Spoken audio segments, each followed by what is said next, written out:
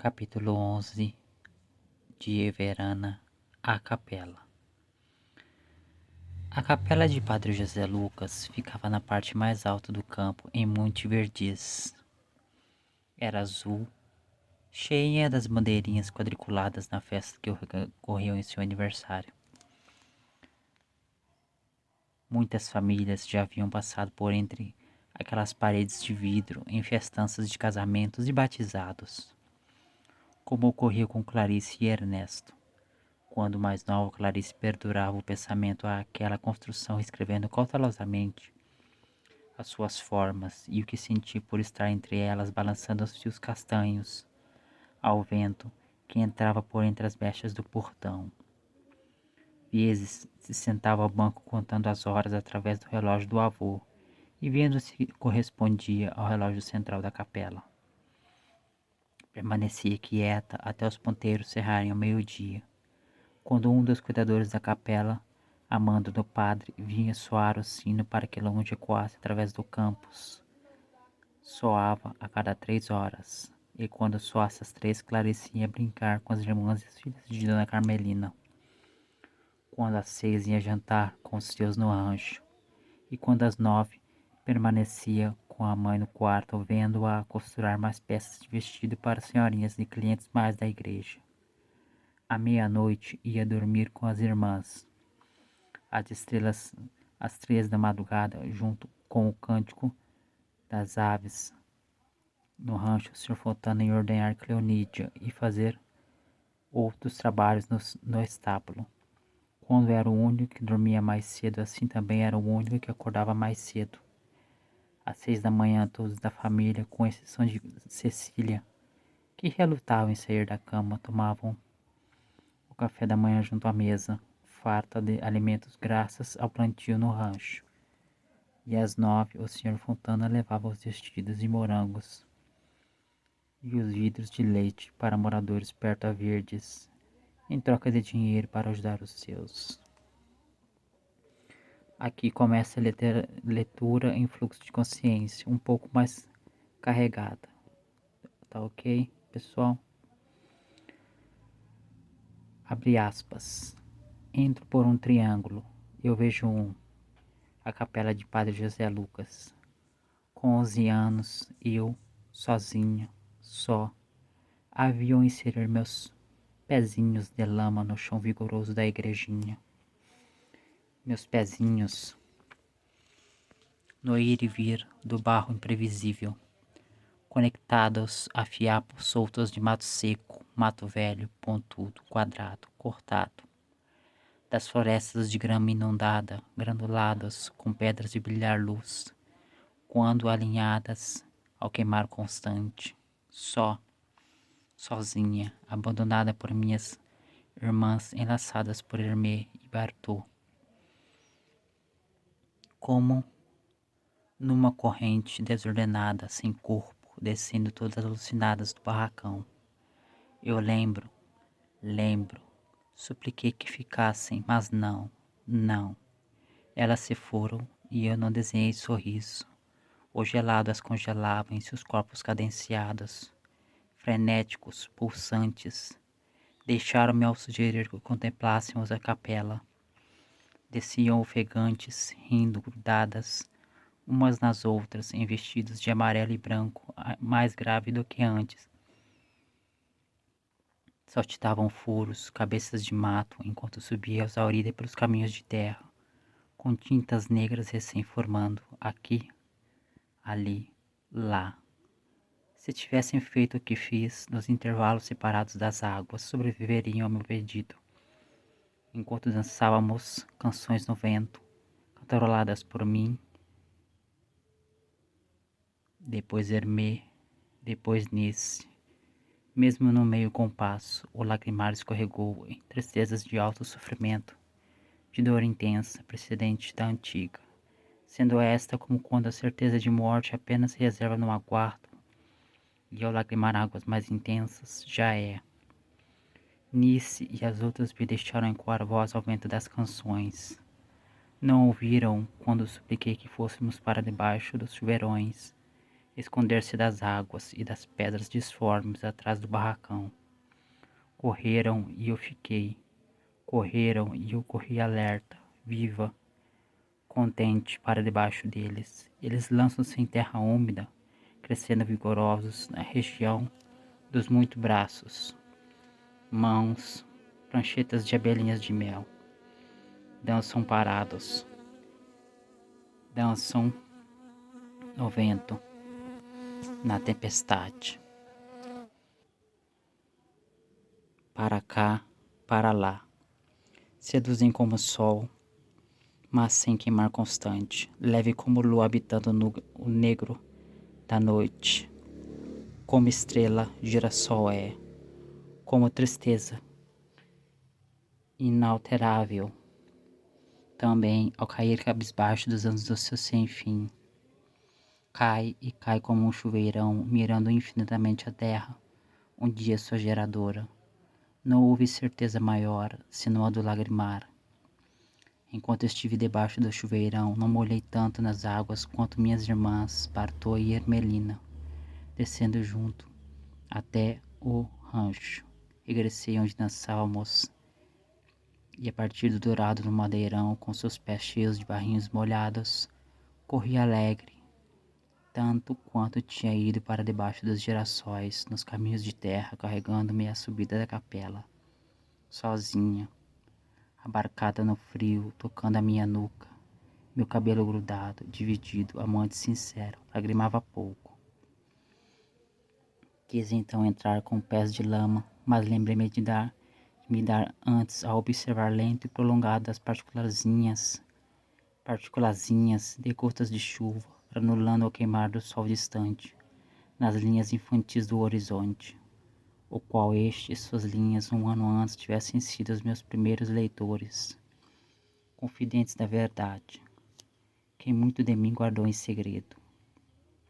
Via-os, e a chuva, e a nuvem enravecida no céu, noto a grande certeza de impedi-lo em prosseguir, e o granular constante, quando entrei, úmida pelo triângulo sem número ramado por galhos verdes e flores vermelhas de açúcar, inalava seus talos quando menina, arrancava-os dos galhos verdes e deliciava seus talos esbranquiçados antes de deixar cair a entrada da capela azul.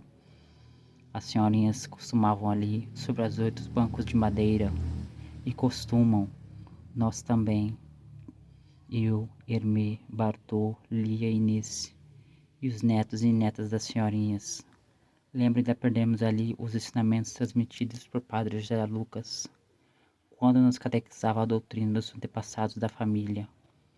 Não esqueço, talvez tenha sido nas reuniões quando, quieta, manifestava minhas primeiras impressões como ser observadora e, por até agora, prossigo sendo aquilo que sou. Todas as vezes contei números em sons cansados, 1, 2, 3, 4. Quanto quieta, vezes via transformar o segundo em terceiro, o terceiro sem perceber, em quarto, sem perceber, ao perceber nem tocar ou pular os dedinhos de um banco ao outro. Tentava lembrar-me de distância e ângulo a ser o exato. Observava os preguinhos mais escuros e menos ferrugem para saber que era aquele. Se condizia um espaçamento que Padre José Lucas havia deixado entre um e outro. Não só observava o chão duro, vermelho em riscadinhos programados, onde principalmente Lucas quer concluir-se, quer morrer-se, terminar-se junto aos grãos do pó cozido. Os livros descuidados dos meninos, as suas doenças, o embrulhado de folhas brancas se permitindo em rosas de anéis maleáveis, o borrão no ponto por ter sido levemente umedecido, manchado, como vejo e comparo a de Padre José Lucas, já que estou aqui, agora, neste momento. Continua atingida na espessura das folhas sobre o altar, em texturas negrinhas nascidas no dia em que entrei aqui com os pés de lama. Vi uma gota soltar-se do teto e lançar a viga descascada, lagrimar e cair sobre a capa do livro de Deus. Observava as palavras ofensivas que os meninos malvados escreviam esgarranchadas lateralmente nos centros, acompanhadas de perversão. Observava o óleo atraente escorrido das capas do livro das meninas, com acabamentos atraentes, diferentes dos meus, preenchidos por gotas de amoras. Brilhavam verde-rosa, a luz entrando pelos buraquinhos nas telhas cozidas. Enquanto o padre Jesus Lucas ditava, observava o polegar cobrindo o meu indicador, e o indicador lentamente dilacerava com a unha mediano, assim que escrevia sobre aquele versículo. Meditava ante o ambiente pouco da capela, de suas paredes de vidro aguadas, no dia em que entrei com pés de lama, mas empoeiradas pela terra do campo, e secas pelo enorme calor no dia da reunião, como agora, já que estou aqui. A antiga estrutura cinzenta caíra por hora entre a tormenta, brotando em seu lugar costas altas de vidro. No dia em que entrei sozinha, as florezinhas adornavam o vidro aguado. As de Padre José Lucas, vasos alaranjados ao chão, nos cantos das paredes lavadas. As aranhinhas peçonhentas, compridas, comungavam suas presas no outro lugar, já que florezinhas de estrela rosa rebrilhavam ao vento branco, a luz dançante e dourada dos lampiões das paredes, que também douravam a capela, a imagem de centro, o altar, o cálice, com restinhos de hóstias nas beiradas, a sacristia ao lado, a carne quente do meu coração quietado na tempestade. Dei-me aquele calor de medo, como faço agora. A diferença é que nesse instante é calor de afeto, de amor. Tenho 20. Hoje me caso aqui às 3 da tarde. Os preparativos, os enfeites, os convidados vêm às 11. Subo às 2. Antes Ernesto cumprimentará as famílias após o meio-dia. Este texto é a minha despedida. É a minha saudade. Iverana, 29 de fevereiro de 1956, 9 horas e 28 minutos. Pessoal, só para resumir um pouco, essa leitura bem característica é da personagem em questão, protagonista desse livro meu, Iverana. Ela aborda muito o fluxo de consciência em suas linguagens, isso é a sua característica principal nos seus registros de época. E pode ser uma literatura muito difícil de ser construído um entendimento, mas é assim que você foca, assim que você pega o seu entendimento e foca na questão do que a personagem está falando, você realmente entende as entrelinhas do sentimento dela. Então, uma literatura em fluxo de consciência é basicamente um sentimento frenético que não para, que não respira, que não tem vírgula, que não tem sequer pausas. É sempre um pensamento frenético. É isso que eu ouvi de uma amiga minha. Eu até vou marcar ela nesse vídeo, vou marcar algumas pessoas. Marisa, que ela disse exatamente isso, que é uma literatura frenética. E não é o livro todo que aborda a literatura de fluxo de consciência, só algumas partes. Porque por ser um romance de literatura infanto-juvenil, eu achei necessário não colocar somente o fluxo de consciência, porque ficaria muito carregada a sua leitura e ficaria difícil para as pessoas entenderem. Até para mim, até para mim não me perder também na escrita e na leitura do livro que eu mesmo fiz, né? Porque às vezes a gente se perde, né? Mas, entendeu? Uma leitura muito carregada. Eu até me perco às vezes na hora que eu for ler, porque são muitas palavras carregadas umas atrás das outras, sem tempo para respirar. Mas é assim que é a literatura de fluxo de consciência.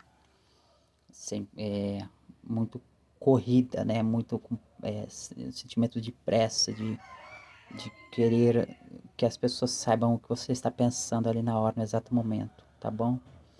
Esse aqui foi a leitura do capítulo 11 a capela desse livro aqui, meu, Everana, lançado esse ano através do Clube de Autores.